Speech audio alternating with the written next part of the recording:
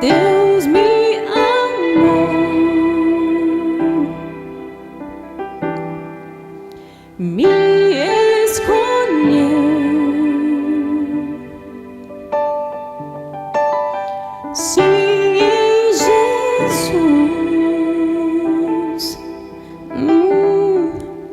me conheceu, me deu seu Espírito, me fez desfrutar Jesus. Não sei como expressar um tão grande amor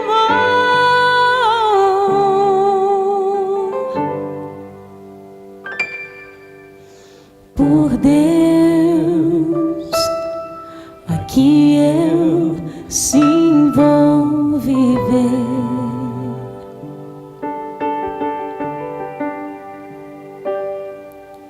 Só Deus a mim vai satisfazer.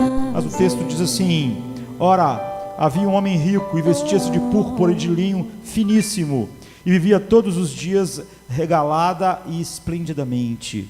Havia também um certo mendigo chamado Lázaro, que jazia cheio de chagas à porta daquele homem, e desejava alimentar-se com as migalhas que caíam da mesa do rico, e os próprios cães vinham lamber-lhe as chagas. E aconteceu que o mendigo morreu e foi levado pelos anjos para o seio de Abraão, e morreu também o rico, e foi sepultado.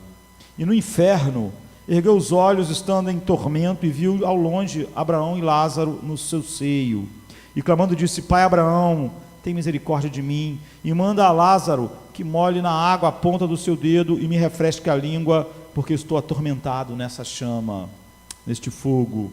Disse, porém, Abraão: Filho, lembra-te de que recebeste os teus bens em tua vida, e Lázaro males. Agora este é consolado, e tu atormentado. E além disso está posto um grande abismo entre nós e vós, de sorte que os que quisessem passar daqui para vós não poderiam, nem tampouco os de lá passar para cá. E disse-lhe: rogo depois, ó Pai, que o mandes à casa de meu pai. Todo o artigo meu foi baseado só nesses versos finais, né? Pois tenho 5 irmãos, para que lhes dê testemunho, a fim de que não venham também para este lugar de tormento. Disse-lhe Abraão: tem Moisés e os profetas, ouçam-nos. E disse ele: não, pai Abraão, mas se alguém dentre os mortos fosse ter com eles, eles iam se arrepender. Porém Abraão lhe disse: se não ouvem a Moisés e aos profetas, que é o Velho Testamento, é a Bíblia que tinha naqueles dias, né? Tampouco acreditarão, ainda que algum dos mortos ressuscite. Então nós vamos falar sobre a primeira parte. Você vê que o tema aqui é um tema não muito para quem quer se conectar com a cultura, ele é um péssimo tema, não é? O tema é um inferno. Nada pode ser mais impopular do que isso. E por que é fundamental nós olharmos para isso? Isso tem tudo a ver com a nossa vida agora. Nós temos que entender que nós só podemos compreender o amor de Deus à luz das consequências terríveis do julgamento de Deus sobre o pecado. Mas sempre é sobre essa luz que o amor de Deus é definido para nós. Então tem gente que tem dificuldade com o inferno, mesmo cristãos têm dificuldade ao falar sobre isso com o nosso mundo. O nosso mundo odeia toda a ideia de julgamento, que dirá o julgamento que, por fim, traz o inferno sem fim. Mas se você pegar tudo que foi falado sobre o inferno na Bíblia, Pedro, Paulo, João, Moisés, Davi, Daniel, tudo. E se você juntar tudo que todo mundo disse sobre o inferno, não chega à quantidade de coisas que Jesus disse sobre o inferno. Então Jesus sozinho falou mais sobre o inferno do que a soma de todas as pessoas que escreveram sobre o inferno na Bíblia. E Jesus é o Senhor do amor e aquele que expressa totalmente o perfeito amor do Pai, e ele fala mais sobre o inferno, não só do que outros, mas do que todos os outros juntos. Esse é um tema que voltou e voltou e voltou.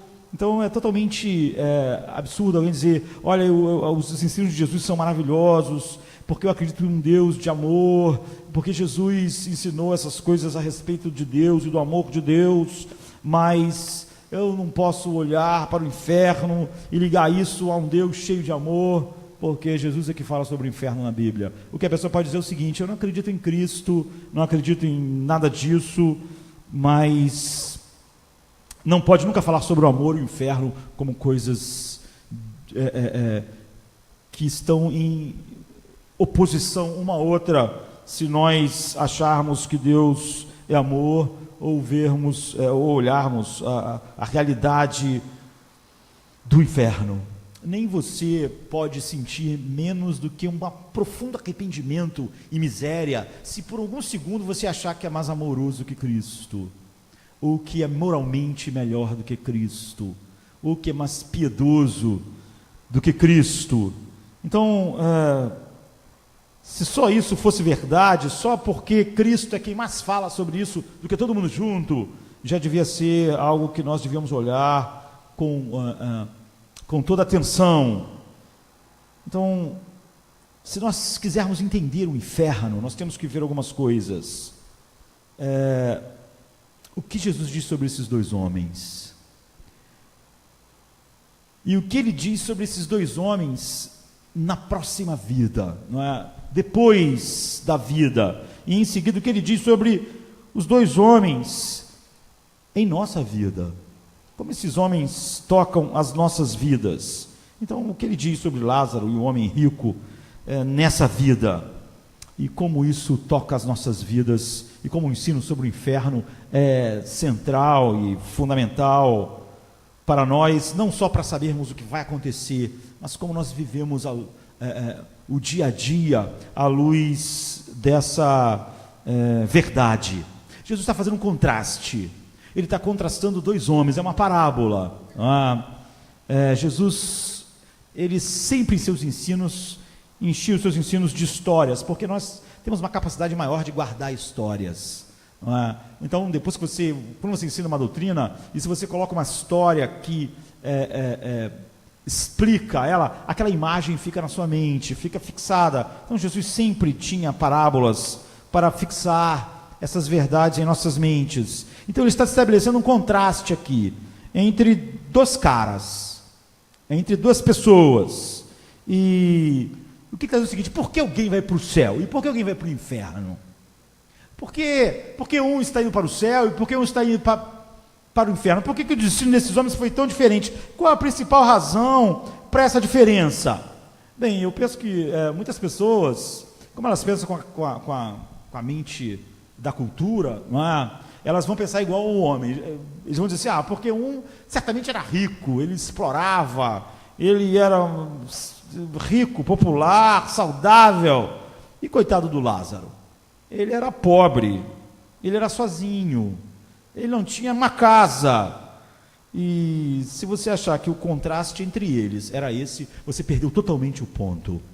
Aqui nós podíamos enveredar pelo evangelho social e nos perdermos assim.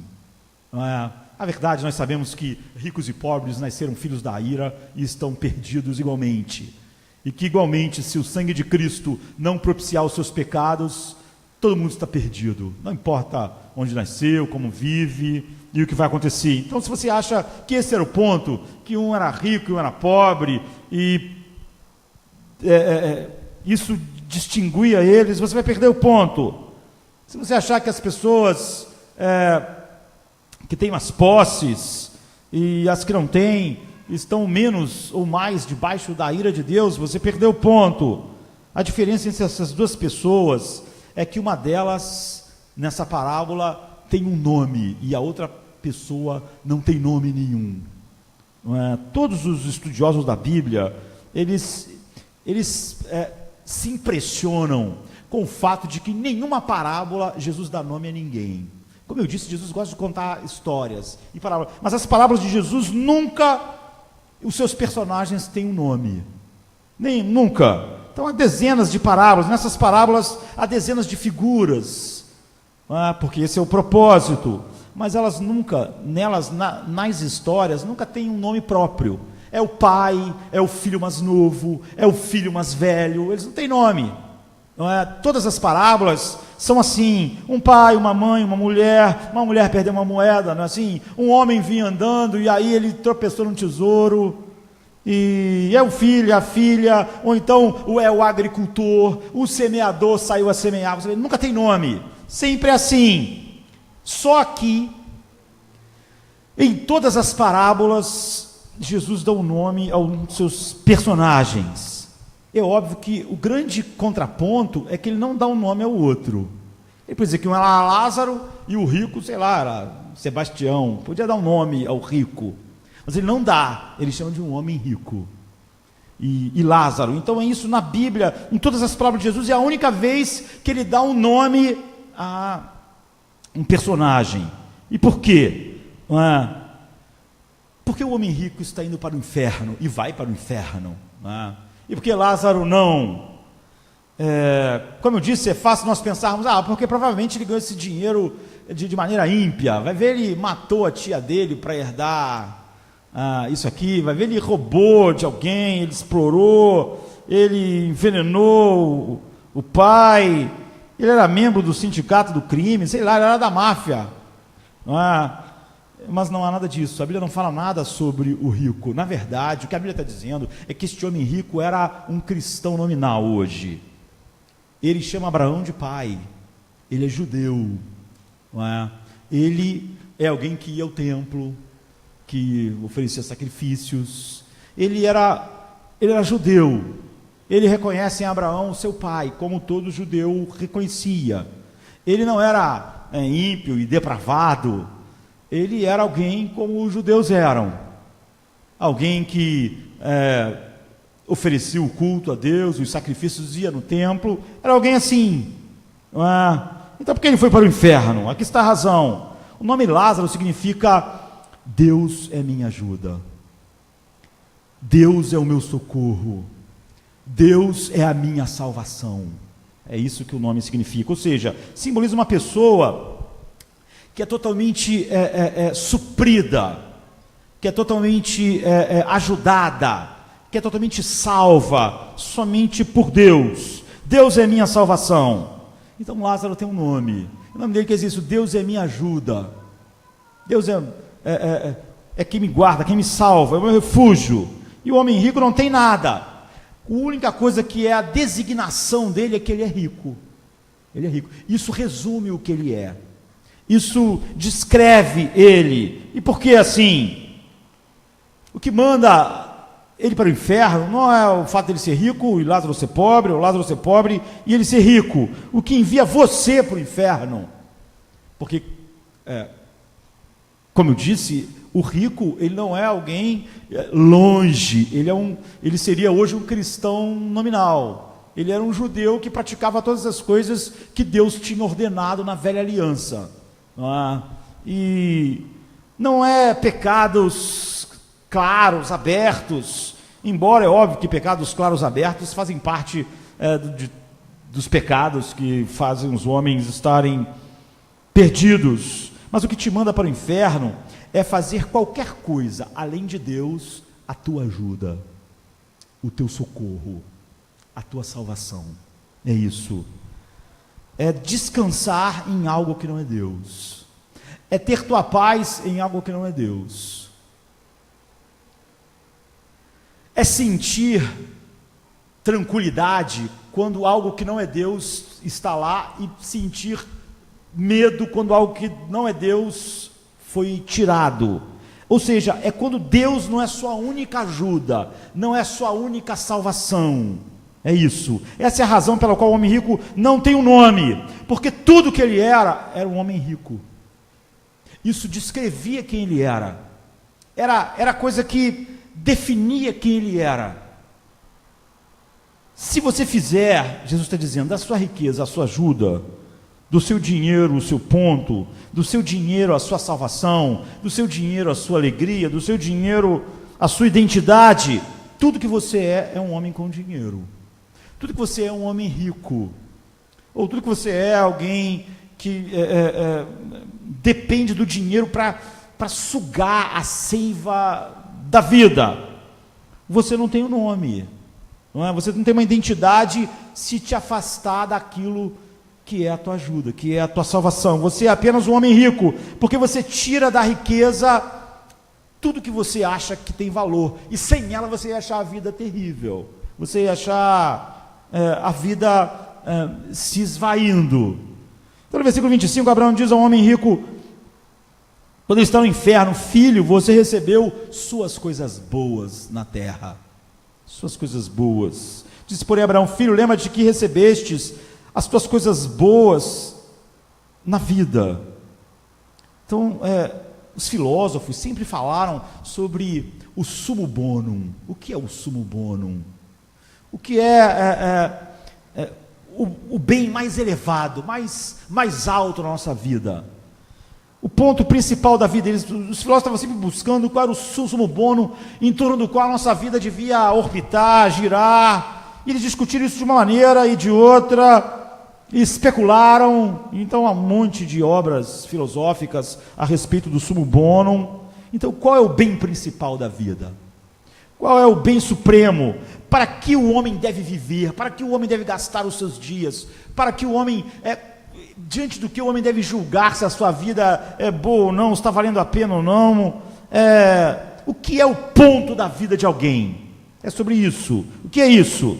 Bem, o ponto aqui é que o homem rico tinha escolhido o seu sumo bonum, e era o dinheiro. Então Abraão está dizendo o seguinte, você já teve o seu sumo bonum. Teu sumo bonum estava ligado à vida. À vida. Você teve suas coisas boas, ou sua coisa boa. Sua coisa boa era sobre dinheiro, era sobre riquezas, era sobre status. O que quer que você faça, o seu sumo bonum se torna a sua identidade. É sobre isso. Se qualquer coisa que não é Deus for o seu sumo bonum, você acaba, é óbvio, sempre esperando que aquilo seja a sua ajuda, seja a sua salvação, seja aquilo que vai moldar a sua vida no formato adequado. Então deixa eu mostrar o que eu quero dizer. Aqui está uma pessoa, porque você pode pensar que eu estou falando a respeito de dinheiro, mas não, a questão é essa, é o que é o seu sumo bonum. Então aqui está uma pessoa que é atraente, que é bonita, ou que é sensual, ou que é sexy, não sei. E ela vive para poder atrair. Ela tira o prazer da vida, da percepção, da atração que ela produz. E eles são bonitos, ele ou ela, e eles têm o poder para atrair. É a mesma coisa, esse é o seu sumo bonum. Você teve as suas coisas boas, aquilo que você achava ser realmente fundamental, que você dedicava, aquilo que te dava energia para viver, que você se sentia bem, e que se fosse tirado você se sentia mal. Então, é o seu sumo bonum. Aqui está uma outra pessoa que não é o poder de atração, é a sua carreira, é o seu sumo bonum, é da onde vem a sua salvação. Se na sua carreira tudo estiver bem, então a vida está equilibrada, eu estou equilibrado. Aqui da outra pessoa que vive para os seus filhos, a sua vida é os seus filhos, aquele é o seu sumo bonum, é a sua salvação. Enquanto isso estiver seguro, eu posso até enfrentar outros problemas em outras áreas, mas essa área que é o sumo bonum está seguro. Agora, em todos os casos, você vê, essas pessoas vão falar mais sobre aquilo que é o seu sumo bonum, elas vão se gabar mais sobre aquilo, porque aquilo é, na verdade, a salvação delas.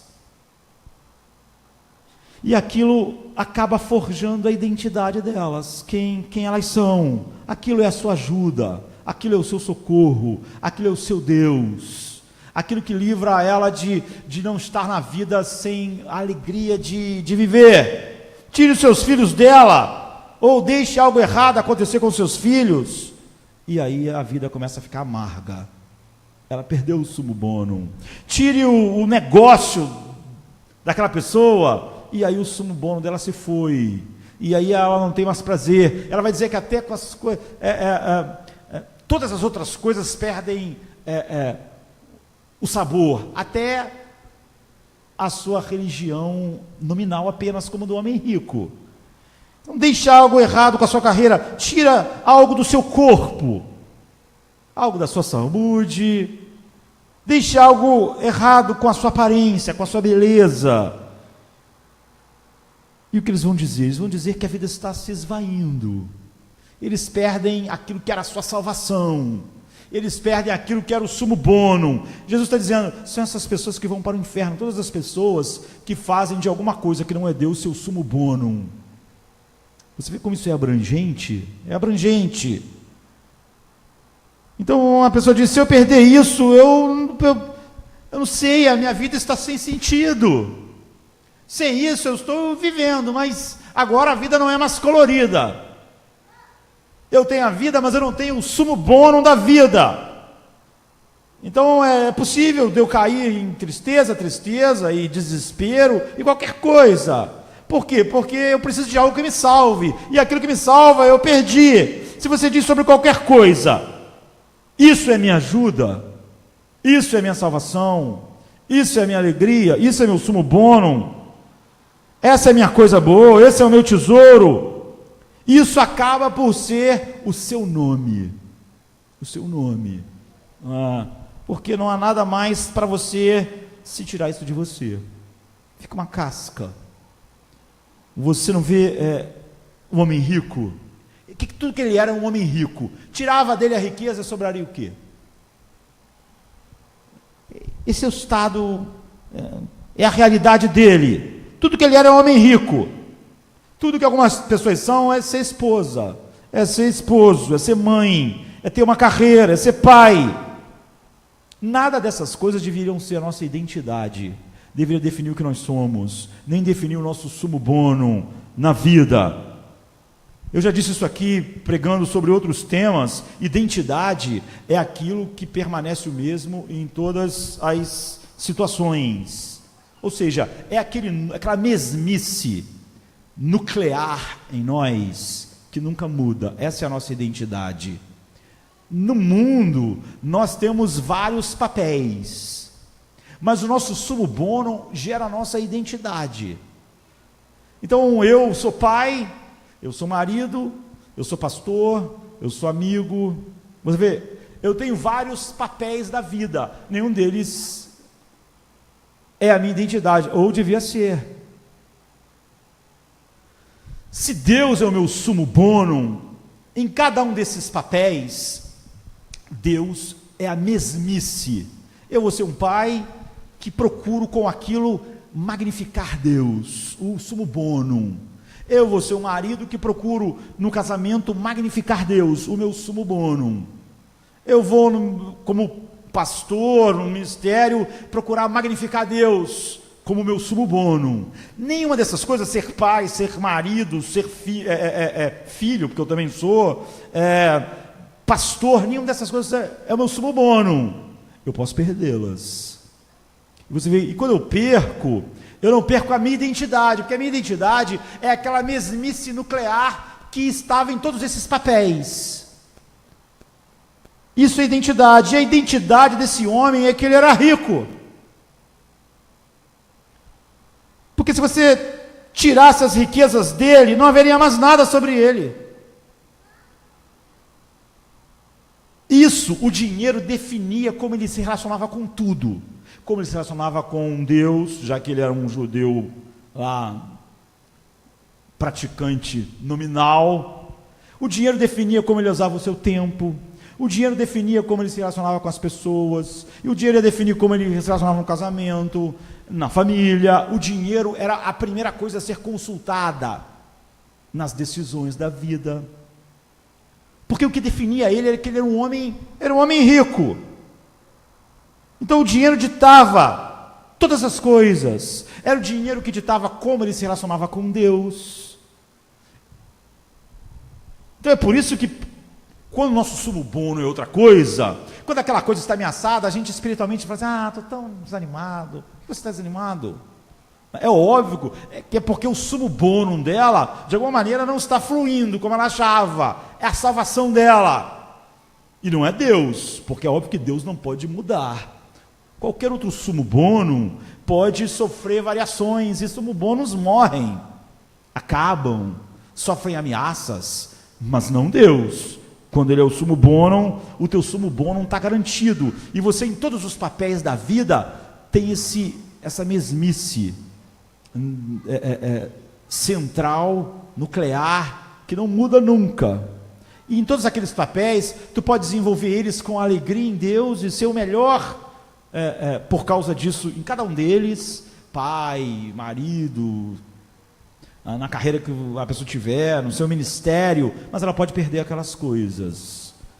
Então, imagine, aqui nós estamos falando de um homem, tudo que ele era um homem rico, esse era o núcleo que dava identidade dele, e algumas pessoas que tudo que a pessoa é uma mãe.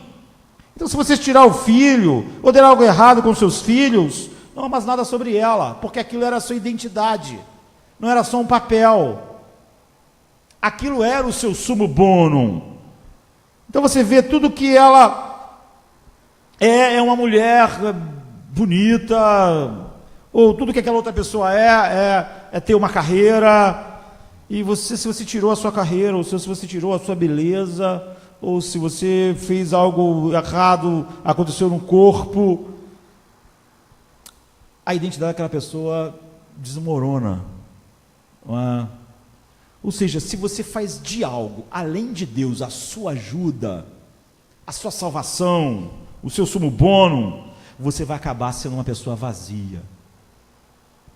Você não vê, Jesus disse, essas são as pessoas que estão no inferno e as que vão para o inferno. Não importa se, como aquele homem rico, ele era um judeu praticante, nominal. Deus não era o sumo bonum dele. Quando a gente fala sobre cristianismo nominal, às vezes nós podemos ter uma definição superficial, mas essa é a definição. Se Deus não é meu sumo bonum, e eu digo que sou cristão, é óbvio que eu sou cristão nominal.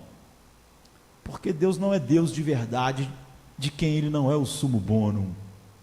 É por isso que Jesus disse que o fim é assim. Então, se você, por exemplo, basear a sua identidade em sua ajuda, em circunstâncias externas, em coisas externas, posses, status sexual, status social, atratividade sexual, qualquer coisa que seja, você não tem um eu verdadeiro, você não tem uma identidade verdadeira, há um vazio cósmico dentro de você, porque essas coisas não têm o poder de dar à verdade uma identidade verdadeira, consistente. Eventualmente você se torna uma coisa sem nome, porque não há nada mais a respeito de você do que aquilo que te salva. Então você é um homem rico, você é uma pessoa atraente sexualmente, você é uma mãe, você é um pai, você é um pastor. Então, mesmo na vida ainda, a Bíblia diz, você pode ver o resultado disso. Ele está dizendo, olhe para os seus pequenos tesouros, olhe para as pequenas coisas que você faz, delas a sua ajuda, que se elas estiverem bem, você está bem, se elas estiverem mal, você está mal. Quando elas estão em perigo, você está com medo e ansioso. Aquilo que faz você ficar chateado quando é tocado. Você não vê como isso descreve uma falta de realmente uma identidade duradoura, fixa. Sabe por quê?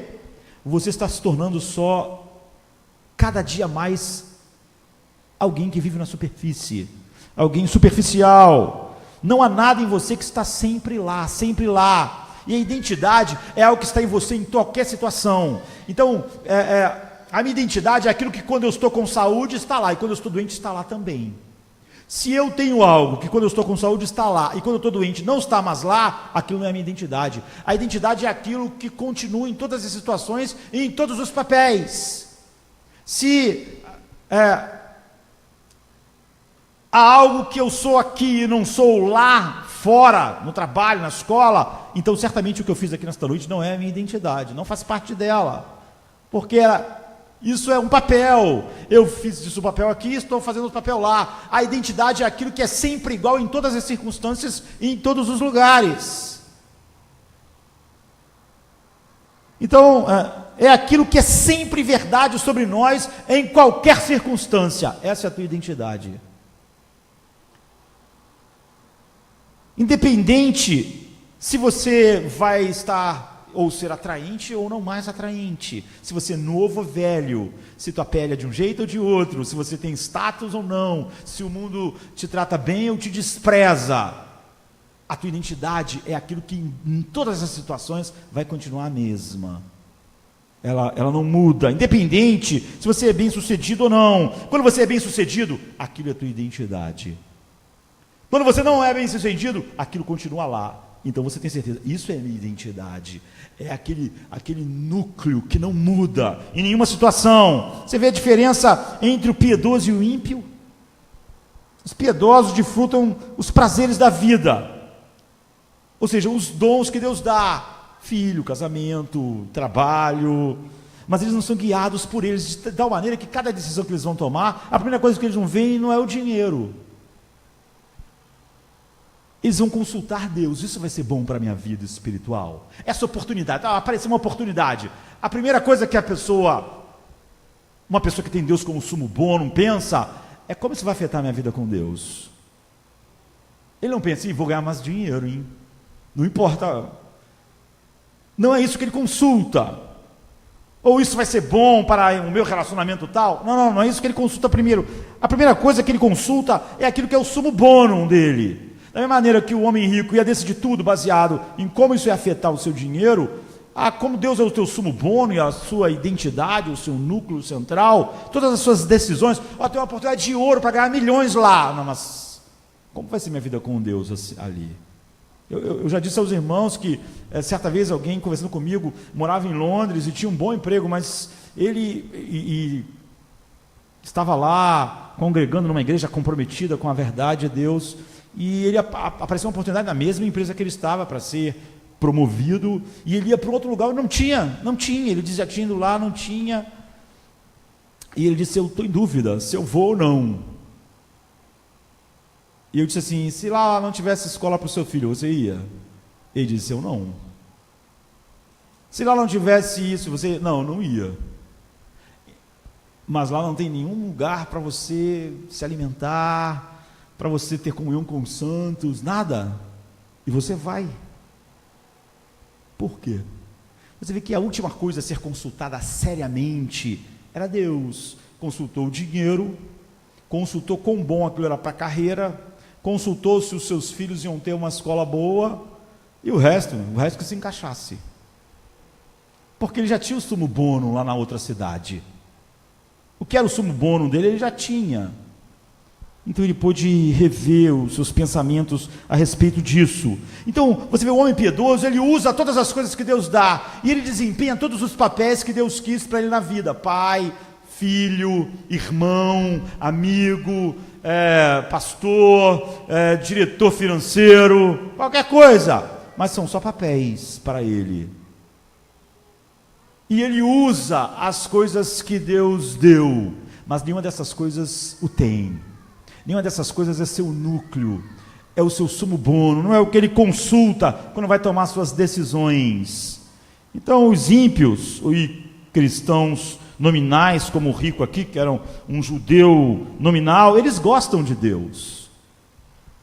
Eles gostam, mas Deus não é o seu tesouro. Deus não é o seu sumo bônus. Deus não é a sua salvação. Deus não é o que dá a ele a paz, a tranquilidade. O sumo bônus, a salvação dele, e o que dá a ele essas coisas, é outra coisa, que pode ser diferente para cada pessoa. Esse homem aqui era um homem rico. Pode ser a carreira, Pode ser o papel, os vários papéis, que em vez de ser papel, se torna a sua identidade. Então, todas as coisas são meio para um fim, mas o fim é o seu sumo bonum. E é dele que você tira a sua salvação. Então, Abraão diz: meu filho, a esse homem no inferno, você teve o seu sumo bonum na terra, mas acabou a terra para você. Suas coisas boas eram temporárias. Suas coisas boas estavam sendo corroídas pelo tempo. O seu sumo bonum era um falso Deus. O seu sumo bonum não ia durar para sempre. Aquilo que você fez, o seu sumo bonum e a sua salvação, não estão mais aqui agora. O seu sumo bonum está morto. Suas coisas boas eram temporárias, agora se foram, porque na eternidade, eu sou a única coisa que dura, diz Deus. Eu sou a única coisa que existe para sempre. Eu sou a única coisa que pode ser a salvação para sempre, o prazer para sempre, a paz para sempre, o deleite para sempre, a identidade para sempre. Mas eu nunca fui o seu sumo bonum na terra, o seu sumo bonum era temporário. Então agora você é apenas oco, você está se roendo na escuridão, cheio de autopiedade e cheio de um senso de vazio. Mas esse vazio não começou aqui no inferno, esse vazio começou lá na terra. Olhe para Lázaro, o nome dele é Deus é a minha salvação, Deus é a minha ajuda. Ele não tinha nada, ele era pobre, ele estava doente, ele estava cheio de feridas, ele não tinha amigos, ele não tinha onde morar, mas ele estava bem, ele tinha uma identidade. A identidade dele era que eu era a salvação dele. E como ele tinha uma identidade em mim, quando ele virou um mendigo, quando ele estava doente, quando os cães lambiam as suas feridas, ele não estava despedaçado, ele não estava acabado, porque a identidade é aquilo que permanece em todas as circunstâncias. E lá, naquela situação, ele tinha algo que era tão real quanto se ele tivesse sem as doenças, sem estivesse com moradia. Eu realmente era o sumo bonum dele. E quando ele não tinha nada, ele tinha identidade, porque eu era o sumo bonum. Se a saúde de Lázaro fosse o seu sumo bonum, quando ele estava cheio de chagas, a alegria dele tinha se esvaído, porque ele recebeu males, ele experimentou males. Mas a identidade é aquilo que não muda, quando tudo está bem, quando tudo está mal. Então Lázaro estava bem. O que Lázaro fez com o seu sofrimento? Ele continuava achando que eu era o sumo bonum dele. O que você está fazendo com o seu sofrimento? É a pergunta de Deus para nós. O que você faz com a sua dor? A sua dor, seu sofrimento, sua perda, em qualquer área, mostra: Deus é o sumo bonum. Aquilo que você consulta em primeiro lugar para tomar qualquer decisão na vida é Deus como seu sumo bonum. Aquilo que é a sua salvação, que é a salvação do dia, aquilo que ergue a sua cabeça, como Davi disse: Deus é aquele que ergue a minha cabeça. Ele está usando essa expressão: aquele cara está andando de cabeça baixa, né? Aquele cara está com a cabeça erguida. Por quê? Porque está tudo dando certo na vida dele. Davi diz: Deus é o que ergue a minha cabeça. Não é ser rei, não ser rei. É o que Lázaro está mostrando para nós.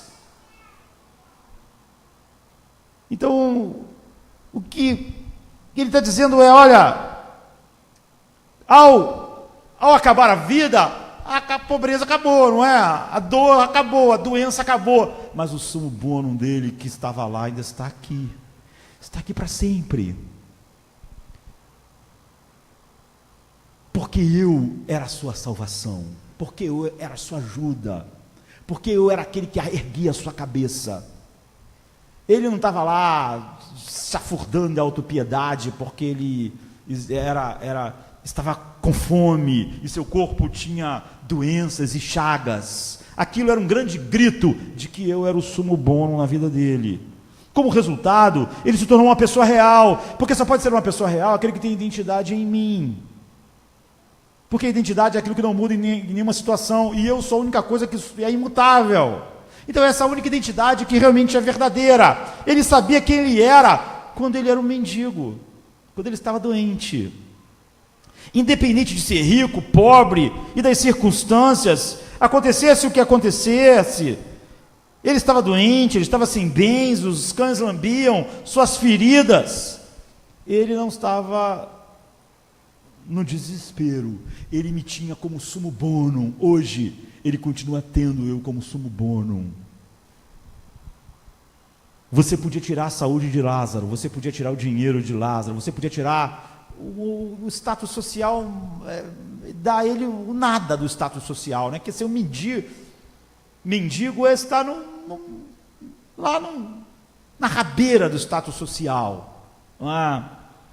E era o que ele era, e ele não tinha saúde, mas havia um eu, havia um núcleo central, uma mesmice que naquelas situações não mudou, porque eu era o sumo bono. Havia um núcleo que não tinha nada a ver com as circunstâncias, não tinha nada a ver com ter dinheiro ou não ter dinheiro, ter saúde ou não ter saúde, ter filho ou não ter filho, ter esposa ou não ter esposa, ter marido ou não ter marido, estar morrendo ou estar cheio de saúde, não tinha nada a ver com o exterior. Então ele teve um nome, Lázaro, ele tinha uma identidade. É por isso que é a única pessoa nas parábolas a ter um nome. O resto era tudo papel. E ele podia exercer o papel de alguém rico e de alguém mendigo. Ele podia viver o papel da parte da vida que ele teve saúde e soube exercer o papel quando ele estava sem saúde nenhuma, porque isso não era o sumo bonum dele e nem a sua identidade. Portanto, ele não se sentia destruído quando ele não tinha mais dinheiro nenhum, quando ele experimentou fome, porque nenhuma dessas coisas era a sua identidade. Ser pai, ser marido, ser pastor são papéis. Isso fez com que Lázaro cada dia se tornasse maior. É isso que a Bíblia diz, que a luz, que a vereda do justo é como a luz da aurora. É porque, como ele tem Deus como sumo bonum, a sua identidade, aquilo que ele é, o seu núcleo central, essa mesmice central, ela vai crescendo dia a dia. Ela vai se tornando maior, à medida que ela vai apreendendo mais de tudo que Deus é. Porque Deus é um sumo bonum, que você sempre tem mais desse sumo bonum do que você tinha ontem. Sempre tem mais para conhecer, e assim vai ser pelos bilhões e bilhões de anos da eternidade. Então, aos poucos ele se tornou um monte grande e glorioso. E quando a eternidade alcançou Lázaro, aquela grandeza que estava nele explodiu. Isso é a glorificação, né? E ele estava no céu, ele estava diante do seu sumo bonum, ele contemplou a face do seu sumo bonum, ele agora se deleita no seu sumo bonum. É isso. Mas quando a eternidade atingiu o homem rico, o vazio explodiu. O sumo bonum dele é o dinheiro. Agora ele era um homem rico sem dinheiro. É um homem rico sem terra. É um homem rico sem nada. Ele está desprovido de tudo que ele fez, a sua oca identidade. Ele está desprovido de dinheiro. Ou aquele outro lá que tinha outro sumo bonum está desprovido de bens. Ou está desprovido de romance. Ou está desprovido de sexo. Ou está desprovido de carreira. E ele se tornou isso, um homem rico sem riqueza. O que é um homem rico sem riquezas? Não é nada. O que é um homem que faz do sexo o seu sumo bonum sem sexo? Não é nada. Não é nada. O que é quem fez de ser mãe a sua identidade sem filhos? Não é nada. O que é um pai? Então, o que é uma esposa que fez de ser esposa o seu sumo bonum quando não tem mais marido? Quando não tem mais. O que é quando você fez da beleza o sumo bonum e quando ela foi embora? Então, o homem rico não tinha mais riquezas. Você é só um homem rico sem nada. Não é mais nenhum sumo bonum. Você é um ninguém agora, porque você não tem mais uma identidade. Ela era baseada no dinheiro. Você é oco. Você não tinha nome. Então, quem é você? É sobre isso que esse texto fala. Qual é o seu nome? Você é nada além de alguma coisa. Nada além do que esse homem era. Esse homem era um homem rico. E agora ele é um homem rico sem nada. porque é assim que ele entrou na eternidade. Você não é nada além do que de um dançarino, de que um artista, de que um profissional liberal, de que um médico, de que um pastor. É isso que é o seu sumo bonum, é isso que faz você acordar de manhã, é isso que você consulta. Peraí, isso vai atingir ou não essa área aqui? Então é bom. Isso vai promover isso ou não? É bom. Não vai promover? É mal. Algo de errado em ser pai? Não, algo de errado em ser, sei lá, dançarino, milionário. Mas se isso é o seu sumo bonum, isso é o que você é. Isso é o que você consulta, isso é a tua ajuda, isso é a tua salvação, isso controla a sua agenda, isso molda as suas decisões. É óbvio que você pode dizer, não, tudo pela glória de Deus, mas o que faz você tomar a decisão não é isso aqui vai fazer eu estou dando preferência àquilo que mais honra a Deus ao fazer essa decisão. Não é o que pesa mais, não é o que você glorifica, já que glória é dar peso, não é? É sobre trabalho, é sobre amigos, é sobre dinheiro, é sobre romance. Então pergunte a si mesmo, qual é a minha salvação? Eu sou igual Lázaro? De tal maneira que a minha salvação é algo que quando eu tenho saúde, ela é a minha salvação. E quando eu estou sem saúde nenhuma, ainda é a minha salvação? Ou seja, é o meu sumo bonum saudável ou não saudável? Casado ou não casado? Com romance ou sem romance? Com esposa viva ou com esposa morta? Com esposo vivo ou morto? Com filhos ou sem filhos? Com dinheiro ou sendo mendigo? Com alimento no estômago ou com fome, como Lázaro estava? Eu gostaria que isso alcançasse o teu coração, que você realmente pensasse a respeito disso. E que você realmente pensasse e dissesse a Deus, eu não quero que nada seja o meu sumo bonum a não ser tu mesmo. Porque a descrição dos perdidos é a descrição de quem tem algum sumo bonum que não é Deus. Portanto, você vê que ele é muito mais abrangente, o que Jesus está fazendo, do que o que nós normalmente faríamos. Então você vê, há uma superficialidade cósmica em todo mundo em que Deus não é o sumo bonum. E um dia, por fim, aquilo que deu a identidade falsa a ele vai acabar. E ele vai ser só aquilo sem o seu sumo bonum. Ele vai ser um homem rico sem dinheiro. Então ele está sendo comido pela autopiedade sem fim e sentindo o tormento de não ter o sumo bonum. Ou Deus é a minha ajuda, Deus é a minha salvação, Deus é aquele núcleo central, constante, que em todas as situações eu vejo lá, em cada decisão ele está lá. É aquilo que não muda em mim, e aquilo que não muda em mim é a minha identidade. Em segundo lugar, Lázaro, um homem rico, na próxima vida. Nós vimos eles aqui na vida, aqui no mundo, como o sumo bonum deles era totalmente diferente, isso que estava definindo toda a história.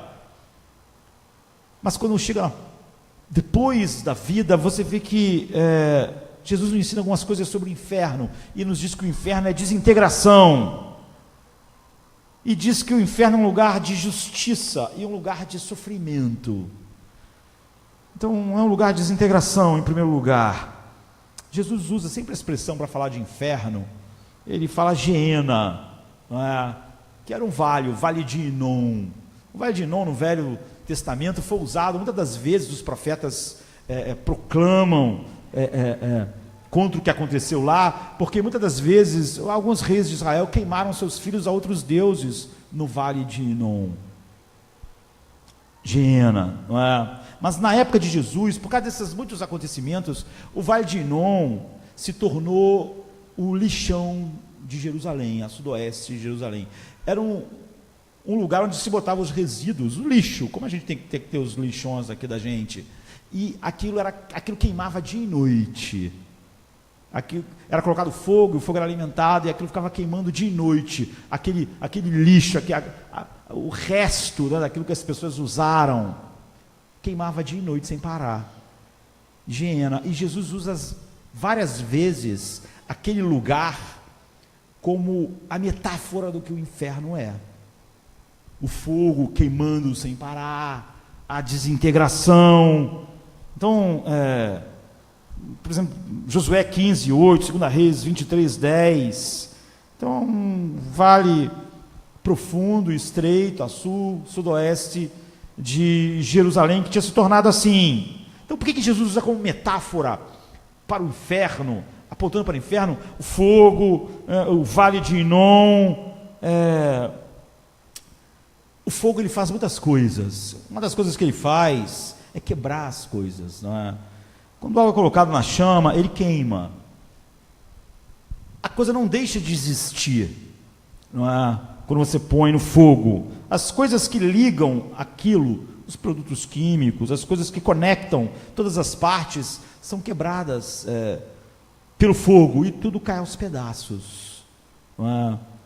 Parte é vaporizada e aquilo se divide em alguns produtos químicos. O fogo quebra as coisas em pedaços, ou seja, as coisas perdem a sua coerência no fogo, a coerência original.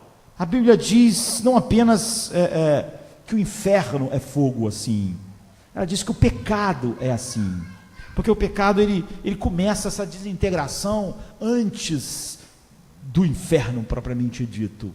Não é? Ou seja, o rico começou a ter esse eu vazio, essa identidade falsa aqui, e não lá.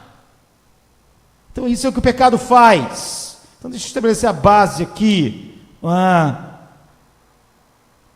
E faz todo sentido. Se Deus é o Criador, a Bíblia diz assim, todas as coisas foram criadas por Cristo, para Cristo. Por Ele todas as coisas existem. Então, somente Deus é Deus. Todos nós fomos criados para Deus, para Cristo. A face de Deus, somos criados para a presença de Deus, para o coração de Deus.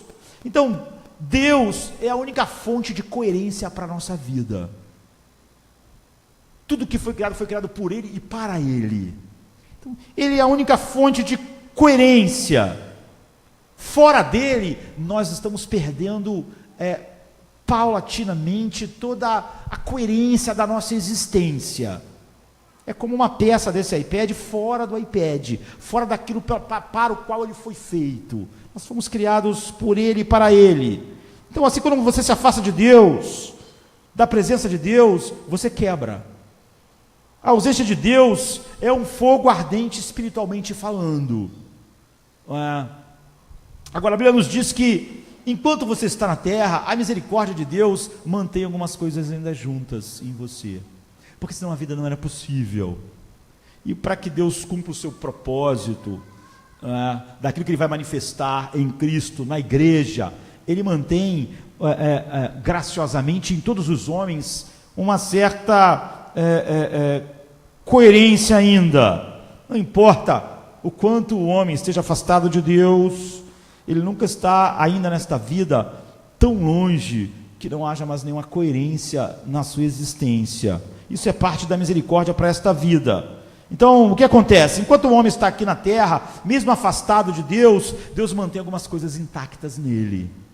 Algumas coisas que não se separam completamente. Então o homem ainda é capaz de pensar criativamente, o homem ainda é capaz de criar, de se comunicar, ele ainda é capaz de, em algum nível, perdoar, ele é capaz de, em algum nível, amar, ele é capaz de, em algum nível, se relacionar com as pessoas, ele é capaz disso porque Deus ainda está mantendo uma coerência, ainda que ele esteja quebrado, e todas essas coisas então estão quebradas, mas ainda há uma coerência. A Bíblia nos diz que um dia, o homem vai estar como o rico está aqui, e isso é um inferno, onde finalmente não há mais nada de Deus para manter nenhuma coerência no homem. Ele foi completamente quebrado. Nesse lugar, a desintegração que começou na terra, onde fazia amar ser algo difícil, mas Deus ainda mantinha uma coerência, uma integralidade misericordiosamente, onde era difícil o relacionamento entre as pessoas por causa do seu egoísmo, mas Deus mantinha uma certa coerência controlando esse egoísmo, essas coisas. Agora, essa desintegração vai conhecer o seu trabalho final, e nada disso vai mais coerentemente ser mantido por Deus, e o homem então vai mergulhar em si mesmo sem fim. Essas coisas que faziam ainda ser possível a amizade, uma certa comunhão com o outro, amar um filho, amar a esposa, ter amigos, essas coisas que apesar de estar quebrado, Deus mantinha essa coerência, se desintegra, se perde. Então, quando a gente compra um aparelho, quando a gente compra um objeto, a gente vê, ele vem com um manual, e o manual diz: olha, não faça isso, não faça aquilo outro, não coloque água, não deixe cair água, se cair água, espere 2, 3 dias para secar. O manual, ele vem cheio de instruções, não faça isso, senão vai dar curto, não faça aquilo, senão estraga, não deixe acontecer isso, senão vai quebrar. O que você faz? Você não diz assim: quem são essas pessoas para querer determinar como eu faço as coisas? Quem é a Apple para dizer que eu não posso jogar o meu iPad na água? Esse pessoal está rompendo a minha liberdade. Esse pessoal não respeita a minha liberdade. Eu quero usar meu iPad na piscina, dentro da água. Agora, quem é essas pessoas para dizer como eu devo usar? Então, quem é a Apple? Quem é a General Electric para dizer como eu devo usar esse aparelho? Quem é a Fiat para dizer como eu devo usar o carro? Eu quero andar só em primeira. Eu quero acelerar tudo em primeira. Quem são eles para dizer que eu tenho que passar as marchas? Eu vou usar como eu quero, porque eu sou livre para usar isso aqui como eu quero. Ninguém diz isso, porque isso é ridículo, não é? Então, você lê o manual, porque você quer saber qual é o projeto daquele aparelho, como ele funciona, para que funciona, e você sabe que violar as instruções do Criador vai estragar. Steve Jobs, a Apple criaram o iPad, eles estipularam coisas sobre as quais o aparelho não vai funcionar. Se eu fizer, vai haver uma ruptura no meu iPad, e vai haver uma desintegração, ele não vai mais fazer o que ele era para fazer, e com o passar do tempo ele vai virar lixo, ele não vai ter valor nenhum.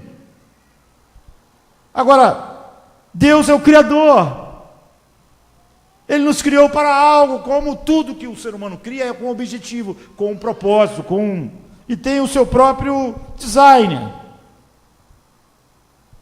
E o design que o designer colocou nele. Então, Deus está dizendo, quando Deus nos chama para a sua presença, quando Ele diz que só Ele pode ser o sumo bonum, que só Ele pode ser a paz, o nosso núcleo de mesmice em todas as situações. Ele está dizendo, se você não usar assim, você está quebrado. E aos poucos esse processo de desintegração vai se completar. Então, quanto mais egocêntrico você vê, mais orgulhoso, mais a sua vida se decompõe, mais difícil é seus relacionamentos. Está acontecendo, não é? Quanto mais você se centra em si mesmo, mais as pessoas passam a ser um problema para você, porque, estranhamente, os seres humanos não vivem em torno de nós. E a gente acha isso. Então você vai começar a se tornar, à medida que cada vez mais você se torna egocêntrico, se torna o centro do universo, cada vez você vai ver as pessoas mais problemáticas, o mundo mais problemático, porque ele não está agindo como se você fosse o centro do universo. Vai ficar mais difícil amar, vai ficar mais difícil se relacionar, vai ficar mais difícil. Quanto mais as pessoas egocêntricas dão vazão a esse egocentrismo, todo ser humano nasce egocêntrico, todo mundo começa a estar errado, e só ele certo. Ninguém está cooperando para o bem dele, ninguém está fazendo as coisas como ele quer, sabe? Ninguém me entende, essas pessoas dizem. Quanto mais egocêntrico, mais você vai usar essa expressão, ninguém me entende. Todo mundo está ignorando as minhas necessidades. Está tudo errado no trabalho, está tudo errado em casa, está tudo errado na igreja, está tudo errado em todo lugar. Nada vai estar certo. É o inferno, não é? É o inferno, assim. Está quebrando. Cada vez mais que essas coisas crescem, que são o oposto daquilo para que nós fomos feitos, mais desintegração há. Então, aquilo que o pecado faz com o nosso corpo. Sabe, você sabe o que é ter saúde e não ter saúde, o que é ser jovem, o que é ficar velho, e você sabe o que é alguém morto. Isso é o pecado. Isso Deus só deixou assim, eu vou dizer para você assim, como uma metáfora. Deus queria que você visse o que o pecado faz. O que o pecado faz. Todos nós não podemos dizer um dia para Deus que não tínhamos um testemunho vívido diante de nós do que o pecado faz. Mas isso que o pecado faz em nossos corpos não é nada perto do que ele faz à nossa alma. As marcas, a desintegração, a velhice e a morte do nosso corpo não é nada perto daquilo que o pecado está fazendo conosco. E Deus deixou o corpo expressar isso porque você não vê o que está acontecendo na sua alma. Então a autopiedade, o egocentrismo, você vai ter umas raiva. E o que a Bíblia diz é que no inferno você desintegra completamente. Seu egocentrismo se torna a sua prisão final, não é? O seu orgulho explode de uma maneira crescente numa nuvem de cogumelo, assim. No inferno não há comunhão, não há amizade, não há nada do que ainda era possível no mundo, porque Deus mantinha algumas coisas ligadas, algumas coisas não se desintegrarem no homem, mesmo em todos os homens, né, por causa da sua misericórdia. Então, quanto mais orgulhoso você é, mais você acha que está tudo errado, mais você vai ficar insatisfeito com o que todo mundo está fazendo à sua volta. O pecado é a ação suicida de uma pessoa contra a sua própria humanidade. Uma mente de um homem que não tem Deus como seu sumo bono está se apequenando, está se tornando cada vez menor, até que o homem que é um homem rico, ele é só um homem rico. Aquilo é tudo que ele é. Um coração que peca está se tornando cada vez menos um coração, até que não vai ter coração nenhum. A vontade que está escrava do pecado está matando e destruindo sua própria força de vontade, está cada vez se deteriorando. É por isso que no Antigo Testamento sempre o pecado é chamado de loucura, de insensatez, é desintegração. Então o inferno é simplesmente a conclusão lógica disso que a vida é isso que está acontecendo com o homem rico aqui. Então há um escritor famoso que diz: o inferno começa com um humor resmungão. Sabe essas pessoas que estão sempre resmungando? Então, mas o seu eu ainda é distinto, você é um homem resmungando, de vez em quando você resmunga, é isso, mas à medida que isso continua, você não é só mais um homem que resmunga, você é um homem resmungador. Você é um cara que está sempre reclamando agora. Você não é mais uma pessoa que reclama, você é o reclamador. E ele diz: vai chegar um dia que você vai ser só um resmungo, não é mais um homem. Você era um homem que resmungava, você era um homem resmungador, e agora você é um resmungo. Isso é o inferno, não é? Então, primeiro você é uma Maria ou um João que resmunga, então você se torna uma Maria e um João resmungador, e por fim você é só o resmungador. Você não é mais Maria nem João, você é um homem rico, sem riquezas. Você pode enxergar isso claramente na vida, né? Como algumas pessoas simplesmente cada vez estão mais deterioradas, à medida que o sumo bono delas não é Deus. Às vezes uma coisa queimou, e quando você sopra a cinza, você vê que ainda tem lá ainda uma coisa que está com uma chamazinha, com uma brasa. Aí você pode soprar aquilo e incendiar de novo. Mas tem coisas que você, quando vai tirando a cinza, quando você tira tudo, não tem mais nada. Acabou. Então o pecado é fogo, o pecado é uma desintegração. Como ele está agindo no nosso corpo, ele está agindo em nossa alma, ele está agindo sem nenhuma contenção. Ele só é contido quando alguém foi realmente chamado por Deus eficazmente, e Deus passou o seu sumo bonum da vida dele. Então quando os seres humanos são totalizados no inferno, não é? Eles não param de existir nunca mais, não é? O inferno é eterno. mas eles são completamente incapazes de fazer e ser aquilo que os tornava completamente humanos. Da mesma maneira que o ser humano hoje é menos humano do que ele era no paraíso, e ele vai ser perfeitamente humano quando ele tiver de novo contemplado Cristo. Jesus foi o ser humano no mundo, não é? Porque era o ser humano perfeito para aquilo que o ser humano foi feito para fazer. E ele virou então o irmão mais velho, o primogênito, o protótipo de todos os verdadeiros seres humanos. Então, quando o homem glorificado vai ser, isso é o ser humano, isso ele foi feito para ser. Da mesma forma que assim, não é? No inferno, um homem é muito menos do que um ser humano, do que o tornava humano. Seu pecado, seu orgulho, seu egocentrismo não vão tornar só ele incapaz de amar, mas de qualquer uma dessas coisas operarem em qualquer sentido externo, a não ser a clausura do homem curvatus totalmente para si mesmo. Contudo, sua consciência vai estar rugindo como um leão para sempre. Isso é o verme que nunca morre. Um leão faminto, que nunca vai ficar satisfeito. Sabe, o verme que come, mas o verme nunca morre, ele nunca fica com a barriga cheia. Então assim vão ser as consciências do homem.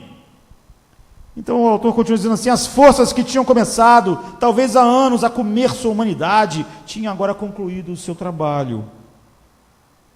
A intoxicada vontade que vinha lentamente envenenando a inteligência. Sabe quando o desejo envenena a inteligência? A gente vive numa cultura assim, uma cultura que o desejo come a própria racionalidade humana.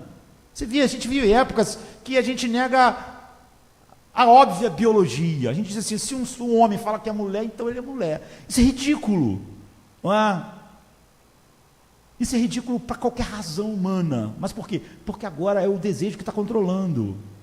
Então, é o que está dizendo, a intoxicada vontade que tinha lentamente envenenado a inteligência, a racionalidade e as afeições, acabou por envenenar a todo o organismo psíquico e fez tudo aos pedaços.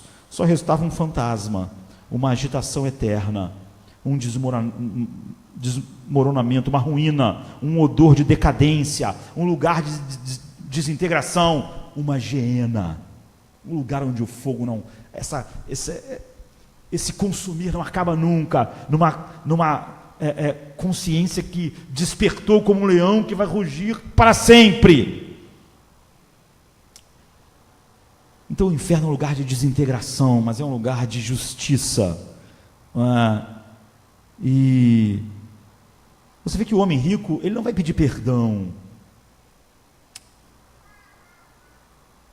Eu me lembro, eu já falei isso aqui, isso não é um bom exemplo, porque é totalmente inadequado para a grandiosidade da realidade, mas eu lembro que uma vez quando era garoto, teve uma chuva, uma enchente, tal, e tinha um gato lá perto de um valão que transbordou, e que estava numa situação que a água ia levar ele.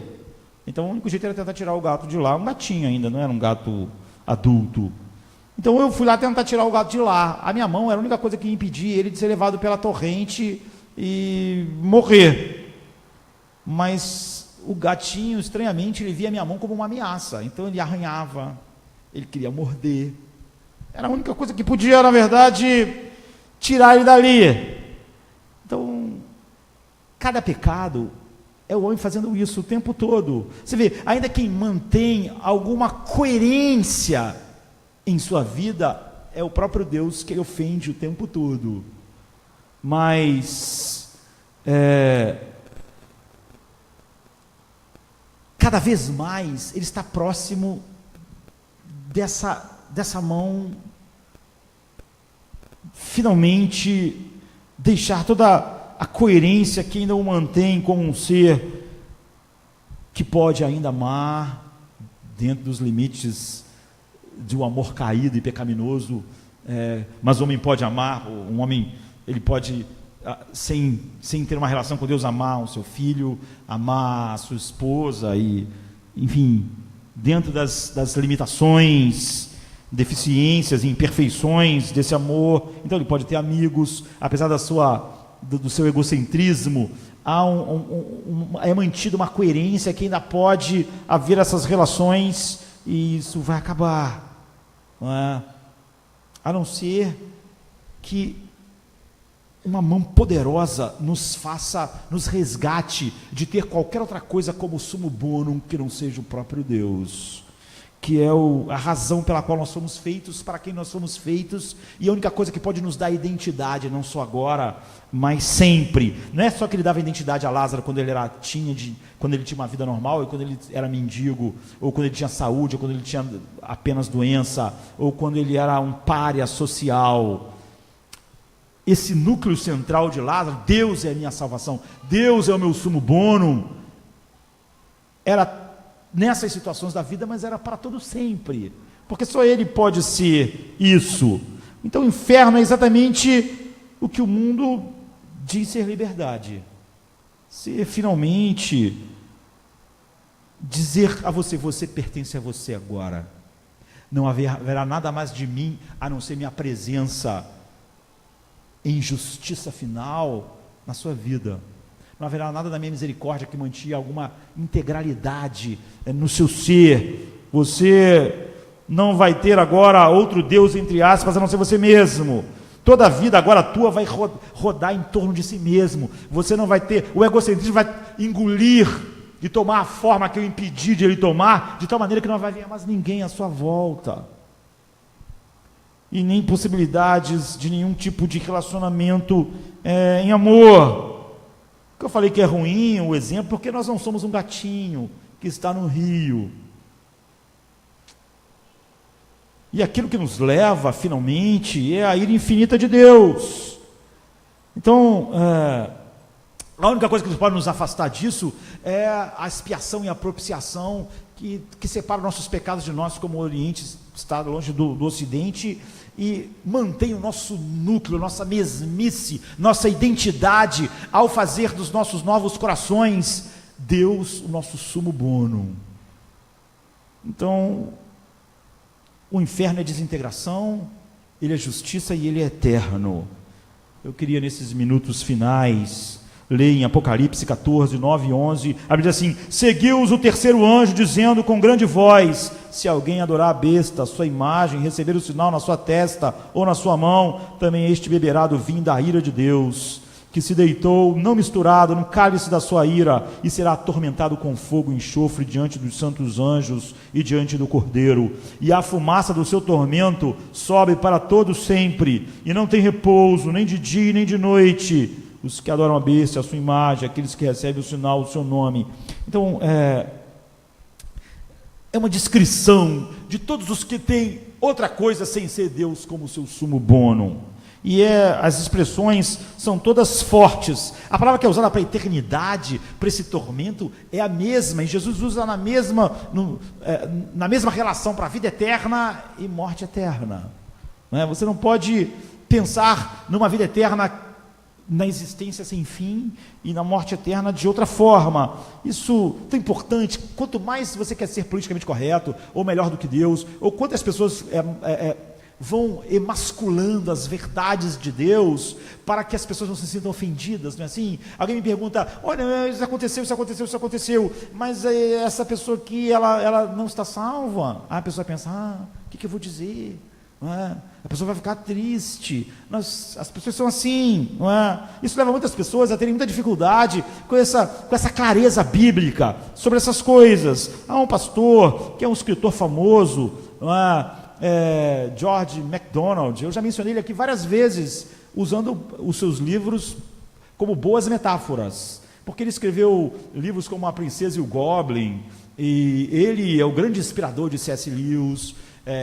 J.R.R. Tolkien e C.S. Lewis e J.R.R. Tolkien inspiraram tantos depois. Então quase todo escrito do tipo O Senhor dos Anéis, e todos os RPGs que vieram depois, e todos os jogos, de alguma maneira estão ligados à literatura de George MacDonald, que nasceu em 1824 e morreu em 1905, e ele também era um pastor, mas ele era um horror.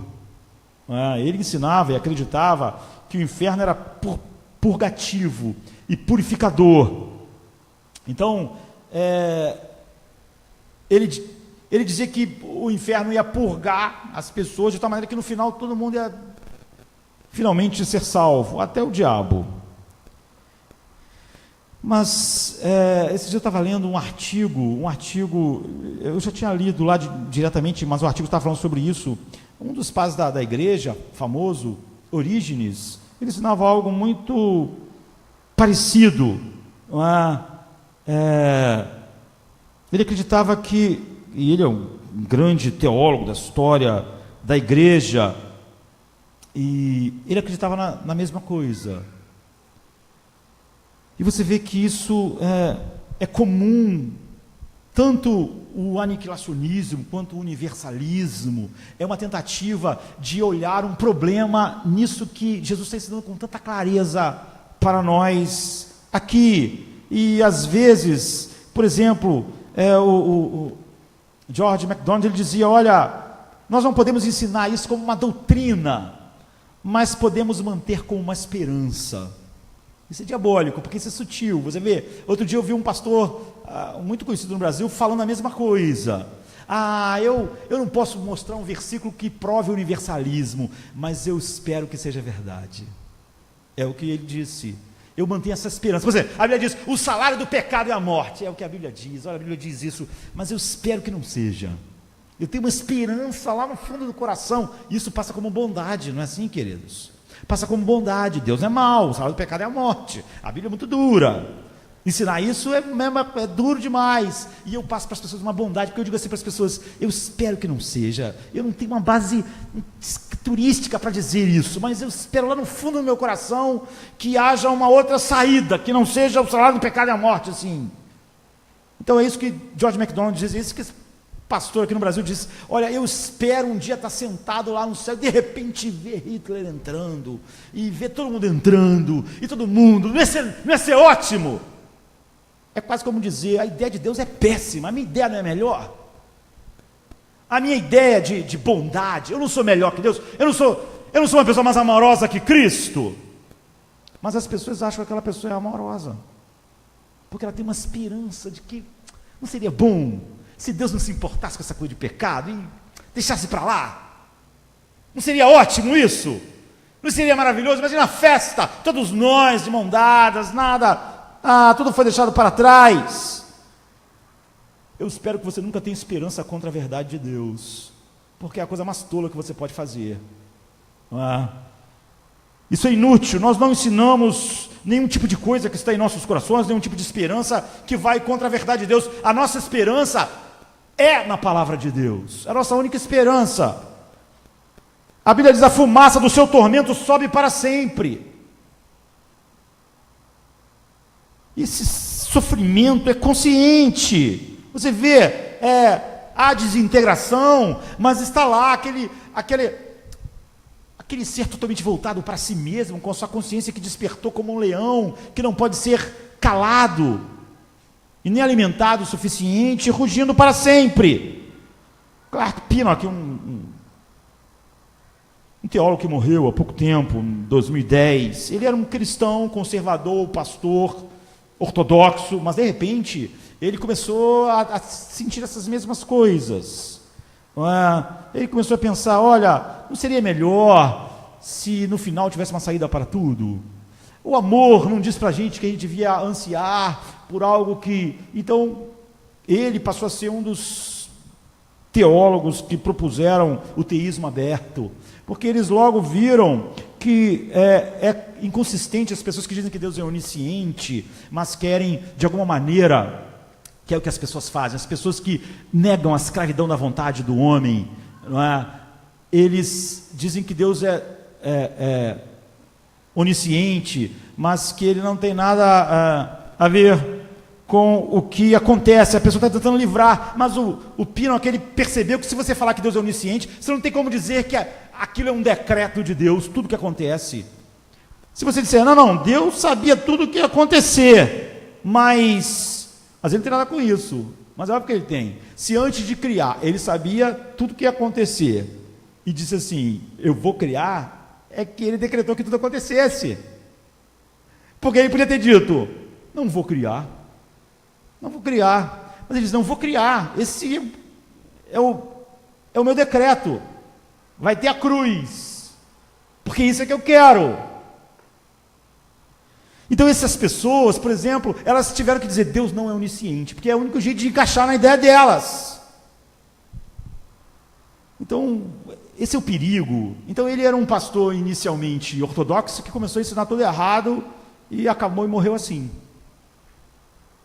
Por exemplo, mas a gente pode pegar alguém que é mais caro ao nosso coração, John Stott, um grande teólogo do século passado, não é assim? É por isso que é perigoso, e hoje, eu acho que hoje cada vez mais acontece isso. Há muitas pessoas que leem muito mais livros do que a Bíblia. Há pessoas que botam 300 fotos na internet de quantos livros ela comprou. Essas pessoas não conhecem a Bíblia, elas não leem a Bíblia.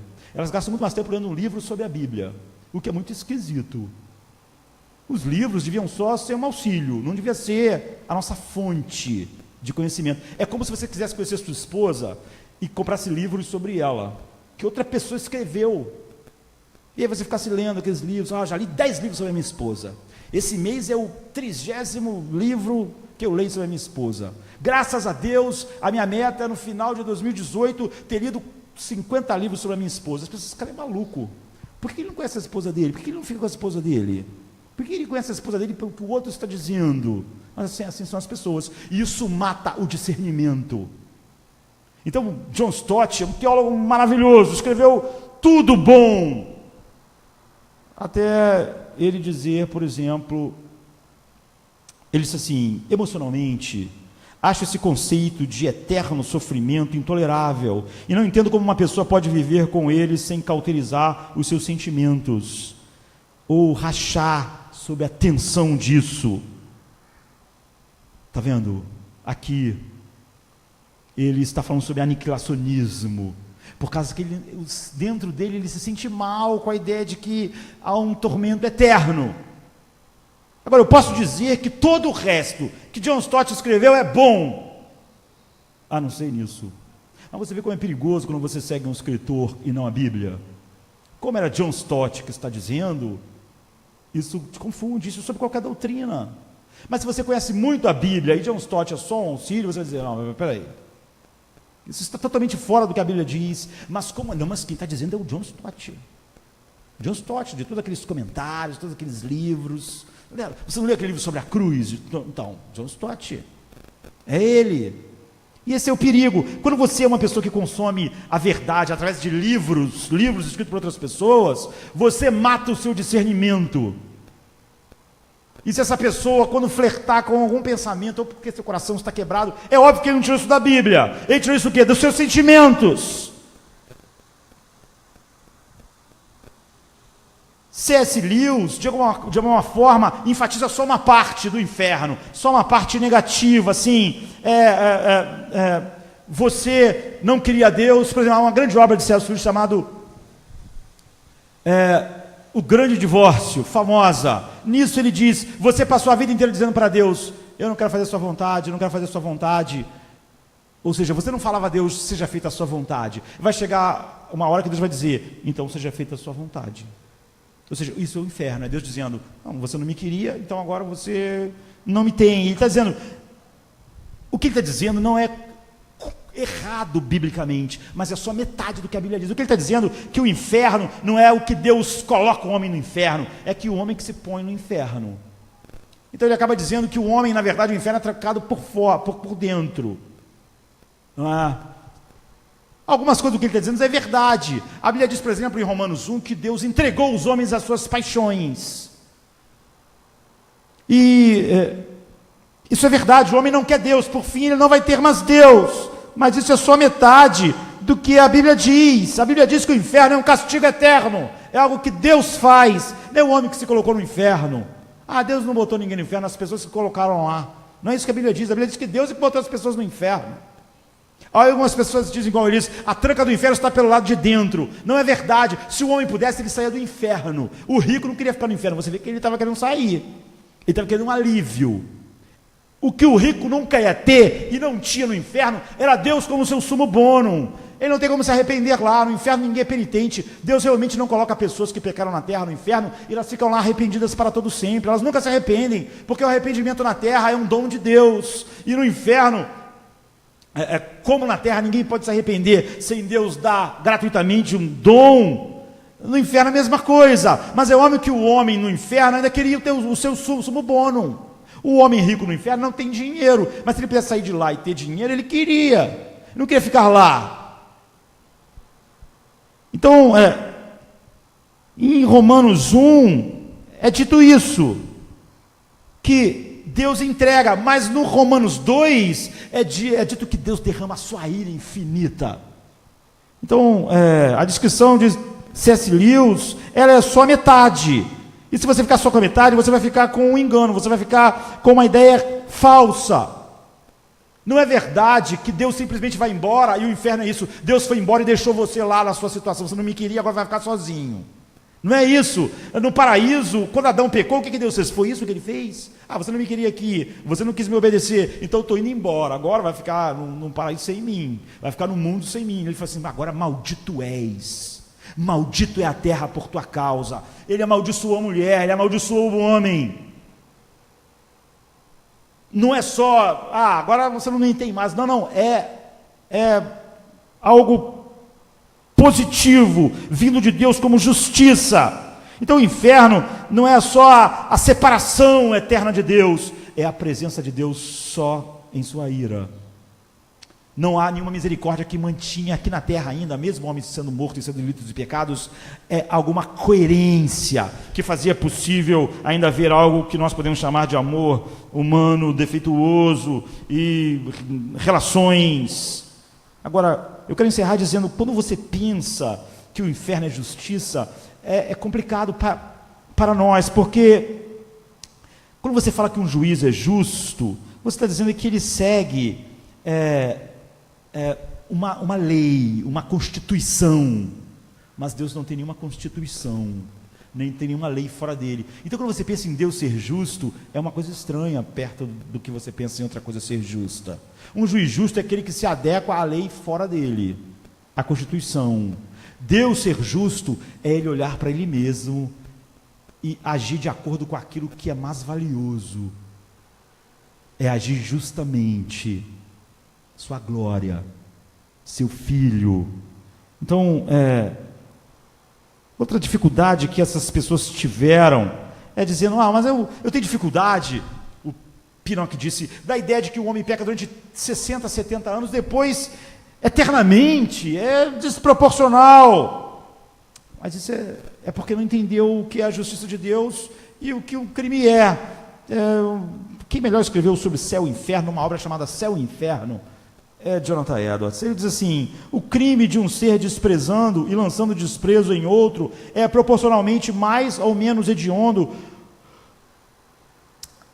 quando ele estava sob maiores ou menores obrigações de obedecer. E, portanto, se há algum ser que estamos sob infinita obrigação de amar, honrar e obedecer, o contrário para com ele deve ser infinitamente falho. Nossa obrigação de amar, honrar e obedecer a qualquer ser é proporcional à sua beleza, à sua perfeição, à sua honra e à sua autoridade. Mas Deus é um ser infinitamente amável, então como nós não o amamos? Ele é infinitamente bom, então como o desprezamos? Assim, o pecado contra Deus é uma violação da obrigação infinita, deve ser um crime infinitamente hediondo, e assim merecedor da punição infinita. A eternidade do castigo dos ímpios, portanto, torna mais do que proporcional, não mais que proporcional, à abominação do pecado de todos nós. É isso que, infelizmente, John Stott, no que ele disse, Pinocchio e todos os outros, George MacDonald, não podem ver, ou falar, 30 anos, 40 anos, 70 anos pecando. Nunca um crime ou a justiça é feita baseado nisso. Quanto tempo você passa para matar um ser humano? Quantos minutos você gasta? Se for um tiro, é rápido. Enforcando, assim, esganando, uns 6 minutos. É difícil esganar as pessoas com a mão até elas morrerem. Aí como é que vai ser a punição? O cara ficou cometendo crime 6 minutos. É desproporcional condenar ele a 50 anos pelo que ele fez em 6 minutos. Ou ele deu tiro, ele usa um minuto, ele deu 10 tiros na pessoa, em 2 minutos. Então não pode condenar ele a 40, prisão perpétua, porque ele ficou muito pouco tempo cometendo crime. Um crime, a pena não é assim, é a dignidade daquilo que foi tocado, e é isso que Jonathan Edwards está falando. Então, quando a gente fala que Deus é justo, a segunda coisa é que nós temos que acabar, né? A lealdade inabalável de Deus para defender aquilo que é mais valioso que existe, a glória de Deus, a razão pela qual todas as coisas foram criadas. Uma vez que Deus não tem constituição ou código legal fora de si para medir o certo, o bom, Ele mesmo é a medida de todas as coisas. Nós temos a medida fora de nós, Deus tem a medida nele mesmo. Então a justiça de Deus é a sua devoção, a sua fidelidade, o seu absoluto e inabalável compromisso em defender e vindicar aquilo que é mais valioso, a sua glória que Ele manifesta perfeitamente em seu Filho. Essa é a justiça de Deus. Então ninguém define melhor isso do que Romanos 9,19 diz assim, Deus não permitiu que as coisas aconteçam. Falar em permissão, a vontade permissiva de Deus, Ele não fez nada, Ele só permitiu, é a mesma coisa, é só um jogo de palavras. Falar assim, Deus sabia tudo o que ia acontecer, mas Ele não, Ele viu tudo o que ia acontecer, sabia tudo o que ia acontecer, e decretou a história, Ele decretou tudo o que vai acontecer, você não tem como fugir disso. Então, em Romanos 9, explica isso de uma maneira muito mais direta, bíblica, e sem esses rodeios que tentam jogar fumaça sobre a verdade. Diz-me-ás então, por que se queixa ele ainda? Porquanto quem tem resistido à sua vontade? Mas o homem, quem és tu que a Deus replicas? Porventura a coisa formada dirá ao que a formou, por que fizeste assim? Ou não tem o oleiro o poder sobre o barro, para da mesma massa fazer um vaso para honra e outro para desonra? O que direis a se Deus, querendo mostrar a sua ira e dar a conhecer o seu poder, suportou com paciência os vasos da ira, preparados para a perdição? Esses 2 versículos seguintes são a última teodiceia bíblica. E se Deus, desejando mostrar a sua ira e dar a conhecer o seu poder, tem suportado com paciência os vasos da ira, preparado para a perdição? E este é o versículo final, assim, o 23, para que também desse a conhecer as riquezas da sua glória nos vasos de misericórdia, que para a glória já dantes foi preparado. Então Jonathan Edwards, melhor do que ninguém, resume isso assim, nessa obra. É algo apropriado e excelente que a infinita glória de Deus resplandeça. E pela mesma razão é apropriado que o brilho da sua glória, da glória de Deus, seja completo. Isto é, que todas as partes da sua glória devam resplandecer, que cada beleza deve ser proporcionalmente fulgurante, a fim de que aquele que olha tenha uma noção exata e adequada de Deus. Não é apropriado que uma glória deva ser exaltada, excessivamente manifesta, e outra não. Assim é necessário que a aterradora majestade de Deus, sua autoridade, terrível grandeza, justiça e santidade devam ser manifestas. Mas não poderia ser assim, a menos que o pecado e a condenação tivessem sido decretados, ou o fulgor da glória de Deus seria por demais imperfeito, tanto porque essas partes da glória divina não resplandeceriam tanto quanto as outras, e também porque a glória da sua bondade, amor e santidade seria apática sem elas. Elas não ilustrariam de forma pobre, o seu fulgor. Se não for certo que Deus deveria decretar e permitir e punir o pecado, não poderia haver nenhuma manifestação da santidade de Deus pelo ódio ao pecado, ou pela sua providência proferir a piedade em Cristo. Não haveria nenhuma manifestação da graça de Deus ou verdadeira bondade se não houvesse pecado a ser perdoado ou miséria a ser revertida. Por mais felicidade que Ele concedesse, a sua bondade não seria mais estimada, admirada ou a sua glória vista. Assim, o mal necessário para a felicidade maior da criatura e a perfeição da manifestação de Deus para a qual Ele fez o mundo, porque a felicidade da criatura consiste no conhecimento de Deus e no senso do seu amor, e se o conhecimento dele é imperfeito, a alegria da criatura deve ser proporcionalmente imperfeita. Isso mostra o caso final de como o inferno mostra o valor infinito de Cristo.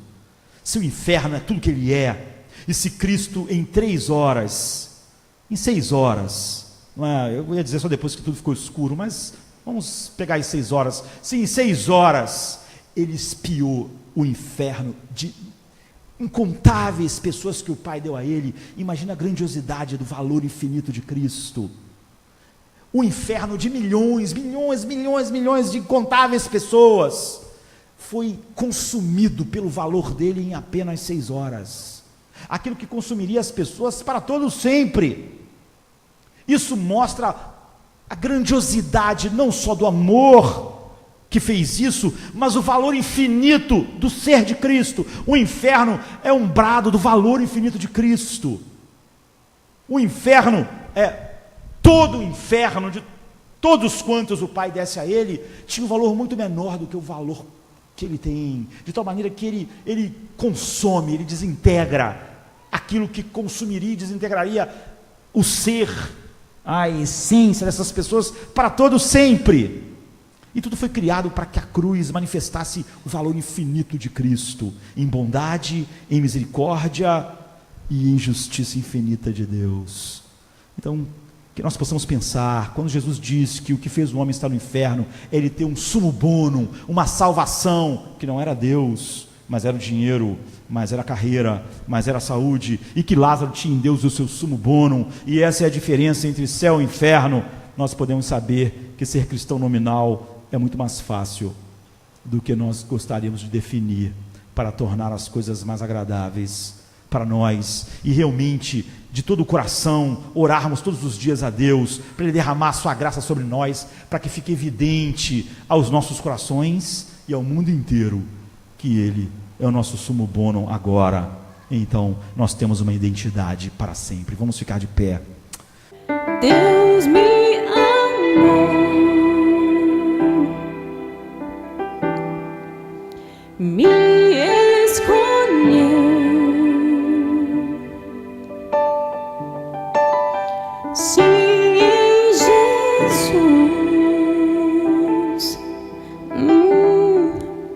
me conheceu,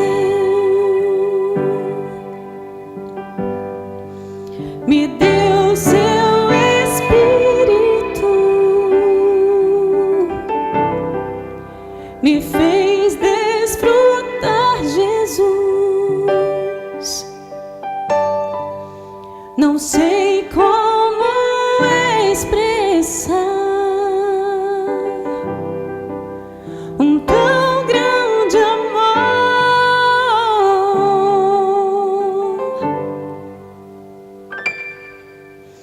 Por Deus, aqui eu sim vou viver.